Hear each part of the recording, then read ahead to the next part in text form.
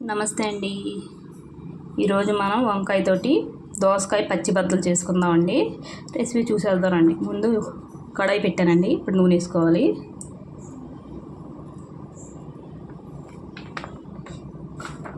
నూనె వేసుకున్న తర్వాత మినప్పప్పు వేసుకోవాలండి. కమ్మగా ఉంటుందండి మినప్పప్పు వేసుకుంటే.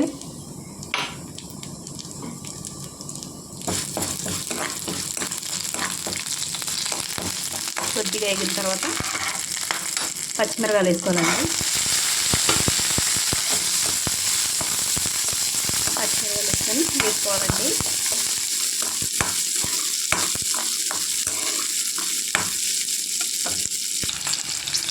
పచ్చిమిరకాయలు వేగినాయండి. జీలకర్ర వేసుకోవాలండి.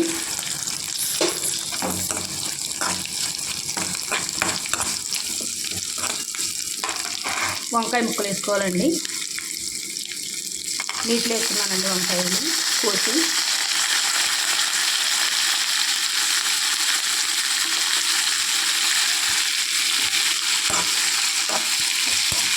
అది తేగనివ్వాలండి. నూనెలో బాగా వేగాలండి. వేగితే పచ్చడి కమ్మగా ఉంటుందండి.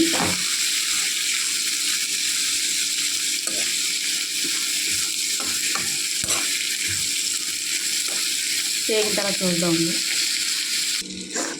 చూద్దామండి. వంకాయ వేగిందండి. ఇప్పుడు దోసకాయ గింజలు వేసుకోవాలండి. గింజలు వేసుకుంటే బాగుంటుందండి, కమ్మగా ఉంటుంది.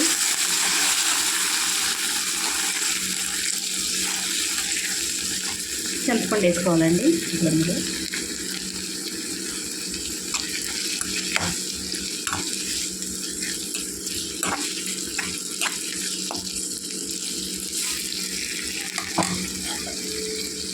వెల్లుల్లి రెబ్బలండి.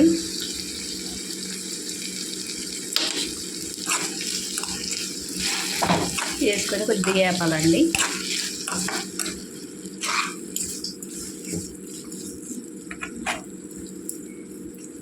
వేగిపోయినాయండి.